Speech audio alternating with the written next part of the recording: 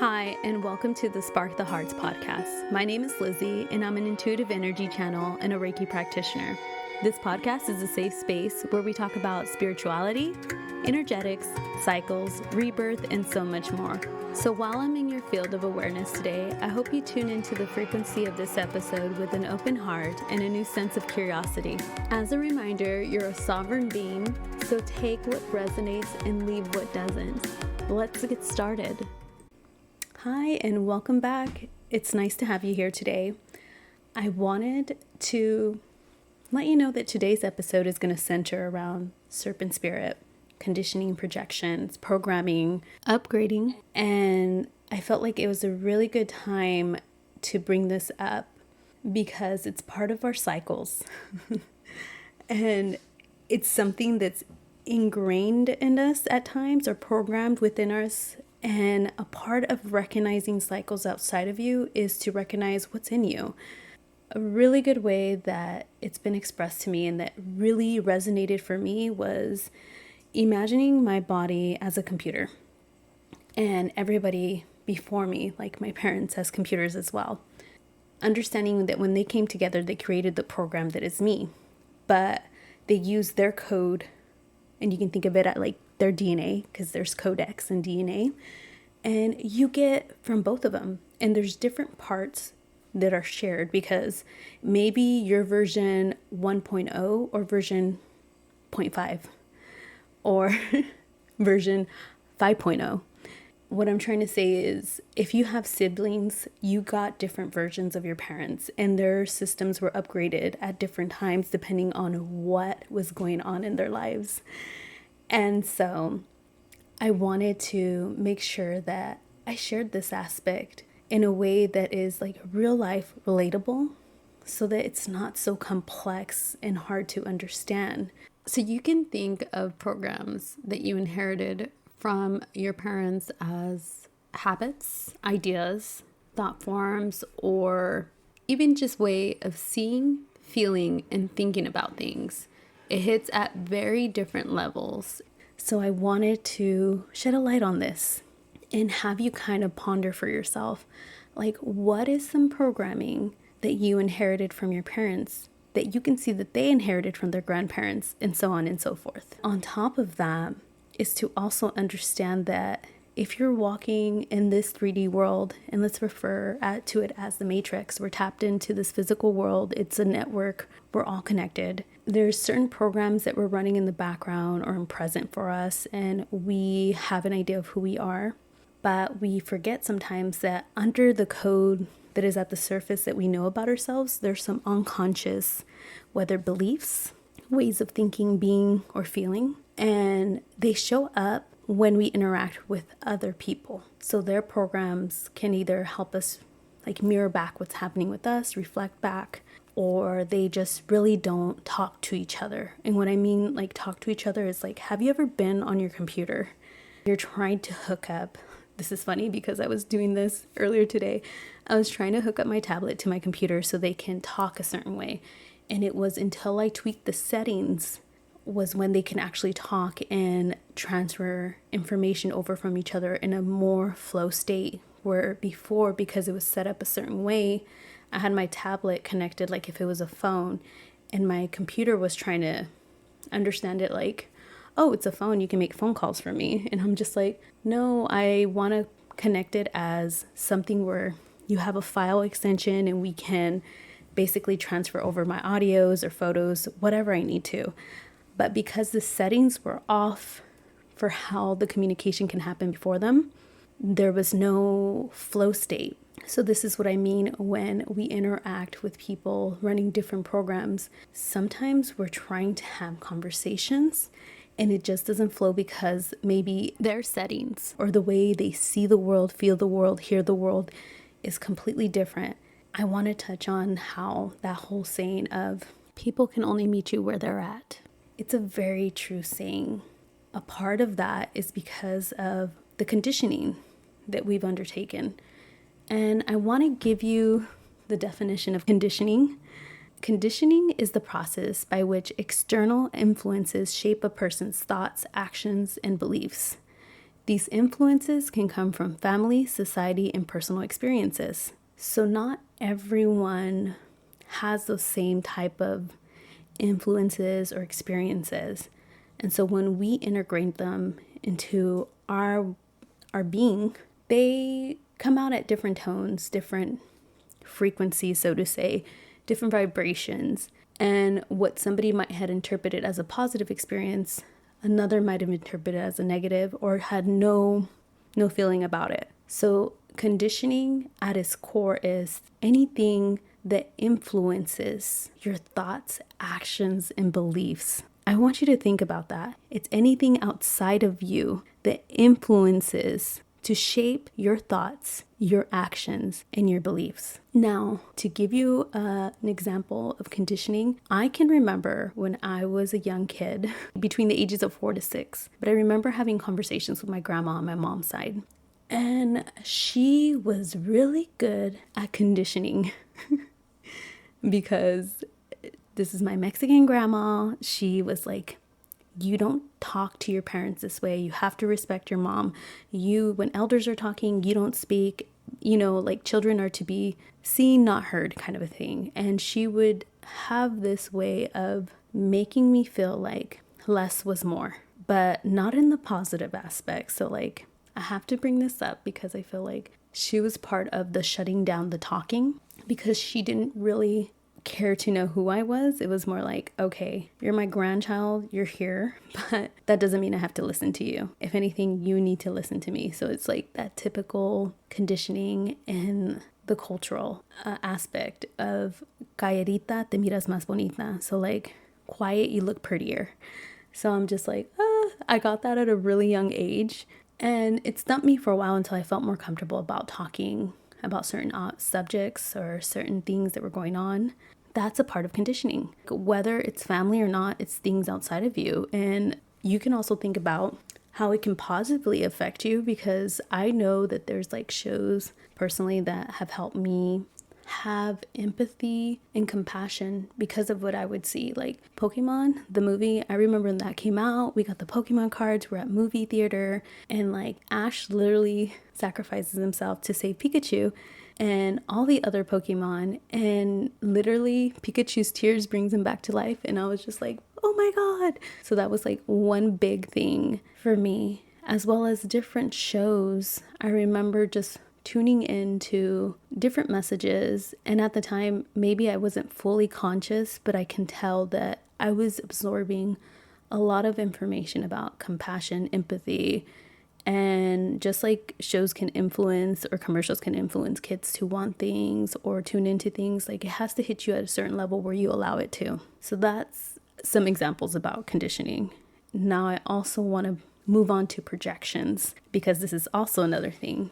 In psychology, a projection is a defense mechanism where an individual unconsciously attributes their own thoughts, feelings, or behaviors to others. This occurs when a person avoids acknowledging their own unacceptable traits or impulses by assigning them to someone else. In this case, if somebody feels a certain type of way about things, they'll project it onto you. So again, the way my grandma could not handle, like, I have to go back to this because it's part of my makeup and I see the patterns now as a young kid and it frustrates me. So I want to call this out in real life experiences, because if I give you just roundabout ways, I don't feel like it's going to serve its purpose. I want you guys to be able to relate when I talk about my experiences, so that you can kind of time travel in your mind and think about the people in your family or friends or school, whoever in your life that has projected onto you. So one projection that comes to mind when I'm sharing this information with you guys is when I was little, my mom would literally tell me, no andas pidiendo comida en casas ajenas, which translate in English is, don't be asking for food in other people's houses that aren't yours.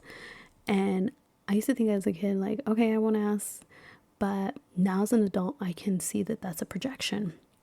And the funny thing is, there was one time that I can tie this back into a whole different level, because my grandma was like visiting from Mexico and she was in the house. And I remember my mom's friend, who I saw as a tia, an aunt, her kids would always come over. We lived in an apartment complex, so they weren't far away.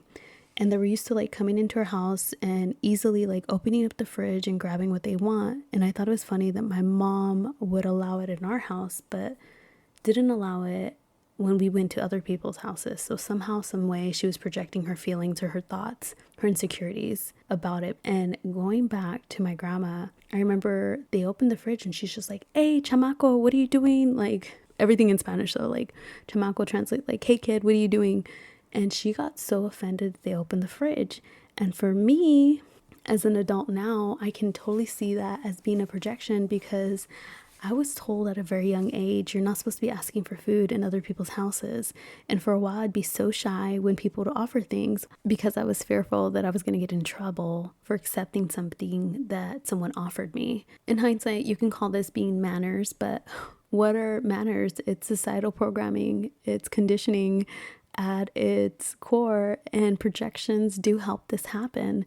And sometimes people's insecurities about things. So obviously my mom felt some type of way of being seen, or having her kids being seen at other people's houses and asking for food, like if we're not being fed at our house. And the fact that my grandma reacted in the way she did let me know that this was something that was handed down to my mom as well. So in hindsight, I know this seems like super simple, but really think about it. Sometimes it can be the simple things that affect us, and how you take in this information into your vessel, into your mental space, emotional or physical or spiritual space. It's going to hit different because not everyone is the same. You aren't like anybody else, and nobody is like you. We can meet to a certain degree and be mentally in the same areas, but nobody's going to express themselves, feel themselves like you do. You are. And there's a reason why you're here today to hear this, because my intention with this podcast episode is to kind of call those energies out and have them seen differently. And if you have some type of background with computers, and you can kind of break it down and simplify this physical world as being a state of, have you upgraded your system? And what I mean by an upgrade is when your computer is outdated, systems don't run the same. Beliefs in you don't run the same when you're upgrading in different areas of your life. So if you feel like I'm advancing so much mentally, but I feel like a part of me emotionally and physically isn't getting to that mental state, there's a need of an upgrade in those areas.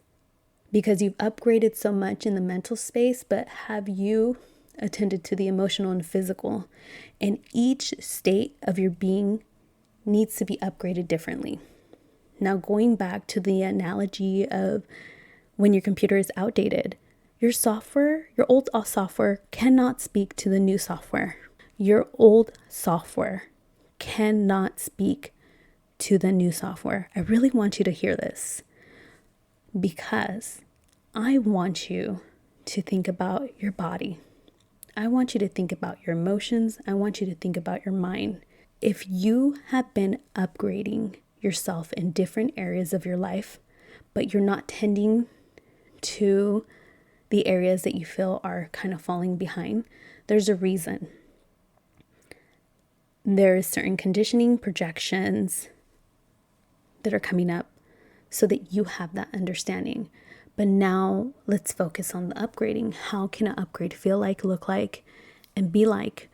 An upgrade is essentially this new profound outlook or understanding of yourself inside and outside of you. So if you come to this epiphany about how your feelings are coming in, how your mental state has expanded over the years, maybe something that you used to feel, think, or really, really believe spiritually has shifted so much within the last 5 years.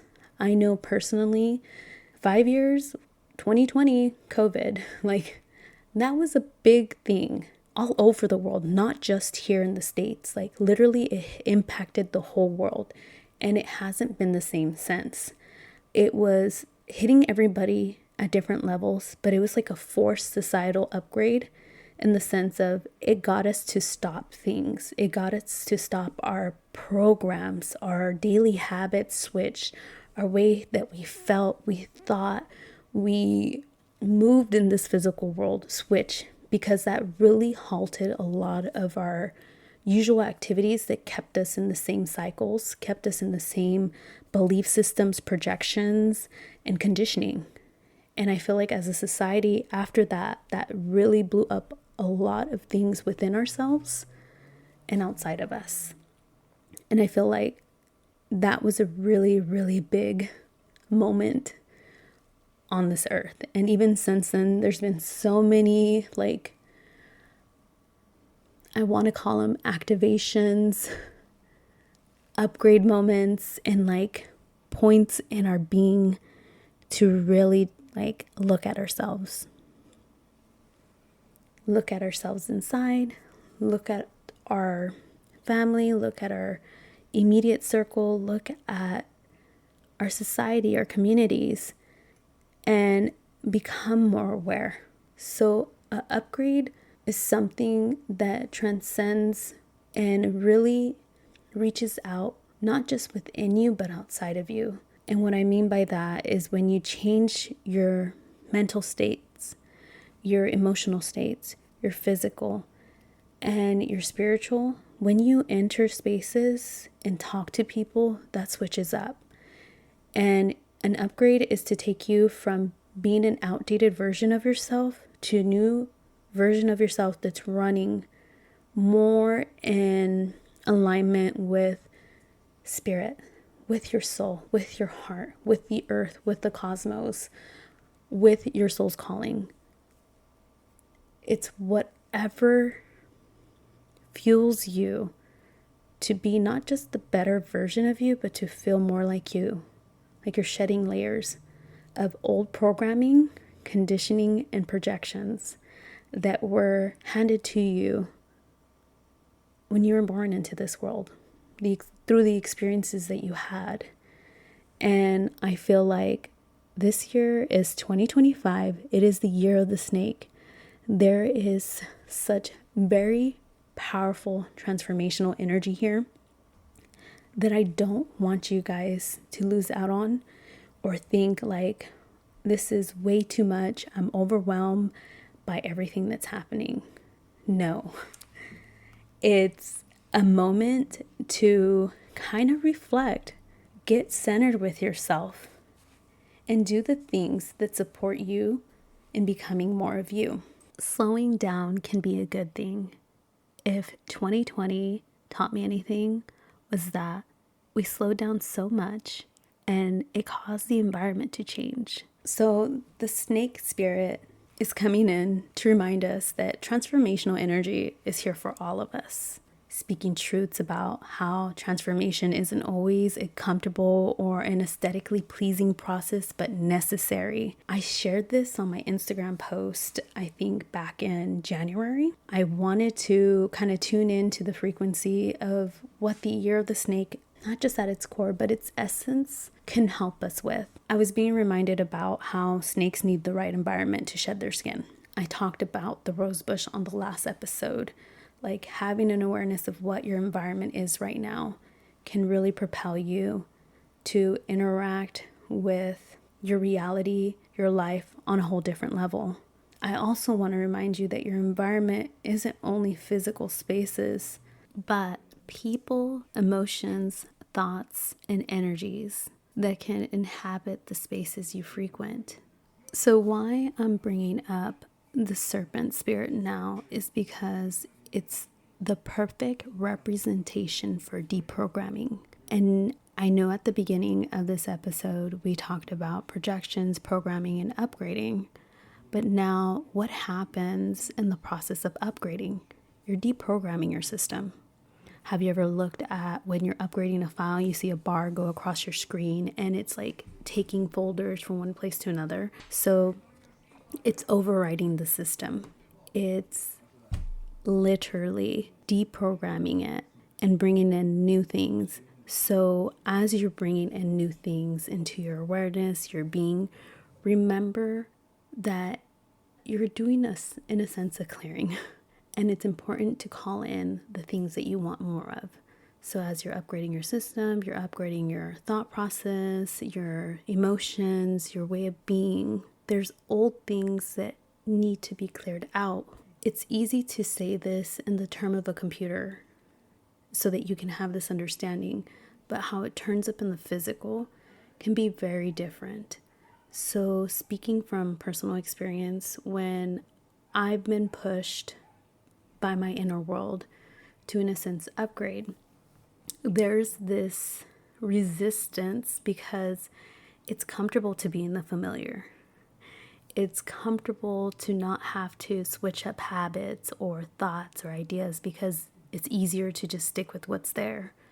And so I want to talk about that stage of uncomfortableness, because being uncomfortable really propels you to do the hard things, to have the hard conversations, to connect with yourself in a different way, and just let go of the things or shed the skin like the snake does to become more of yourself. And that takes shedding old versions of yourself. Again, the snake needs the right environment to shed its skin. And just like a snake, we need the right environment too. And sometimes it's outside forces that create it for us, or it's our internal world that has to create the right environment.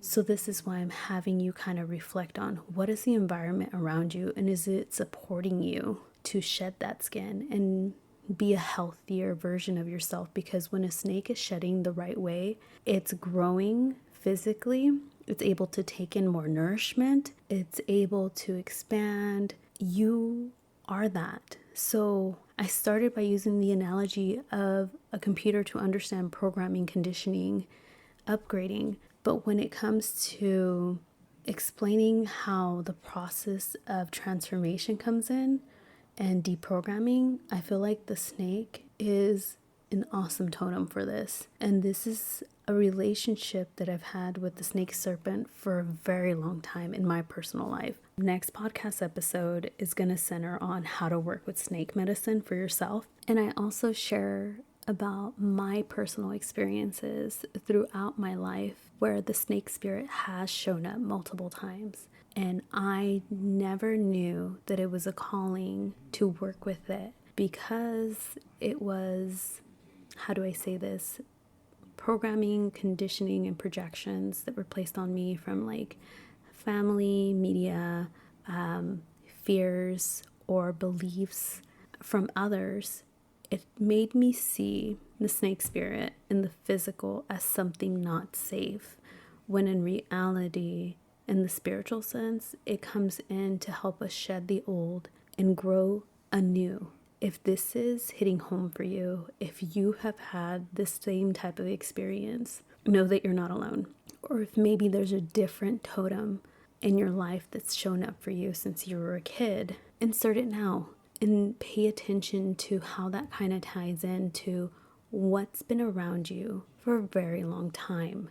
I've danced with the snake spirit in a spiritual or this cosmic dance for a very long time in my life. Like, I can go back to being a kid and just having dreams and remembering those dreams, or watching movies and feeling some type of way, but there was always fear circling around it. And it was like this dance of the light and the dark. And when I mean light and dark, it's not just like bad or good, it's like what I can see and the things that were in the dark that I wasn't ready to see. Because when I say light and dark, for me it's like black and white. It's like light that sheds on things so that I can see. And the darkness is kind of hiding what I'm not ready to see or feel or sense or hear. And so it's been that dance with the snake spirit for a big part of my life. But stay tuned for the next podcast episode. For now, I just wanted to touch on the symbolism that the snake spirit holds, how it's here in 2025, and really pushing through that energy of there's no way of getting around it this year. Like, there's so much transformation. There's so much support, spiritually speaking, from the spirit, because it's all around. And even if you're not as sensitive, if this is sounding a bit too woo-woo for you right now, I just want you to pay attention to how's your life been going since, let's say, the end of December. the end of December last year and kind of like flowing into March now, or beginnings of April by the time you guys hear this, I want you to pay attention to that because it's not by chance. There are bigger things at play here, and there is ancient writings about the Serpent Spirit. Like there's Mayans, there's Aztec writings, and there's so much symbolism in it. Not just in those writings, but in mythology, Greek mythology. There's writings in history. But what I'm trying to get at is the snake spirit has been around for a very long time. It's part of the medical field. It's shown there. And this is a perfect, I can't even make this stuff up. I had pulled a card before I started to record this podcast. And now I understand why instead of starting with the snake spirit at the beginning, I started the way I did so that it can circle back to this moment, because I pulled a card from the Angel Guide Oracle deck by Kyle Gray. And the card that I pulled is called Healing Energy. And in it, you'll see an angel holding I hope I don't say this wrong, a caduceus, which is a staff entwined by two snakes topped with wings. And just for fun fact, the caduceus is used as an insignia of the United States Medical Corps, Navy Pharmacy Division, and the Public Health Service. It's associated with being the staff of Hermes, the Greek messenger god, while the Greek god of healing is Asclepius. And the staff of Asclepius is a symbol of medicine and healing, which is his staff with a single snake coiled around it. I wanted to make sure I shared this because I feel like this is another perfect example how an image can get taken and switched around and used to replace something else when at its core it doesn't have the same meaning, which I feel like that's what conditioning can do to us. And if we're conditioned to think, oh, this is what that is, but when you really go back throughout history and you see the information get switched up, then you hold this sense of power within you, and that power being the knowledge and the understanding of what's truly the meaning of it and what it represents. But I'll leave that there, and now let's get back to the meaning of your card pull for today. Angels are enveloping you in healing energy at this time. They are swirling around you, filling your body, mind, and soul with a soothing and peaceful light. They are guiding you to receive this healing energy and allow your body time to return to its natural state of goodness. Healing is actually an energy that goes beyond the body. It's the return to a natural and good state. Healing angels are placing their hands upon you, and in any situations that may be concerning you at this time, know that the miracles you are seeking are unfolding before your eyes. You are blessed to receive this card today because the energy it brings will mend any breakages, wounds, or emotionally raw situations that are troubling your heart. If anything in your life is broken or disrupted, this card indicates that healing energy is being brought to it. Your angels want you to know that any prayers or calls for help and support you have sent out have been received, and that they are working on the case now. Healing doesn't happen tomorrow. It begins today. So you are guided to visualize the best and most loving outcome possible in all areas of your life. See angels of light placing their hands upon anything that may be of concern, and know that when you do this, you allow healing energy to unfold in the present moment. So trust, and again, I feel like I have to repeat this.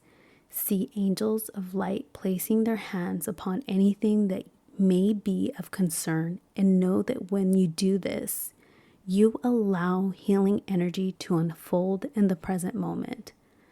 I'll leave this with you. Trust, believe, receive, and just know they're here for you. Until next time, bye for now.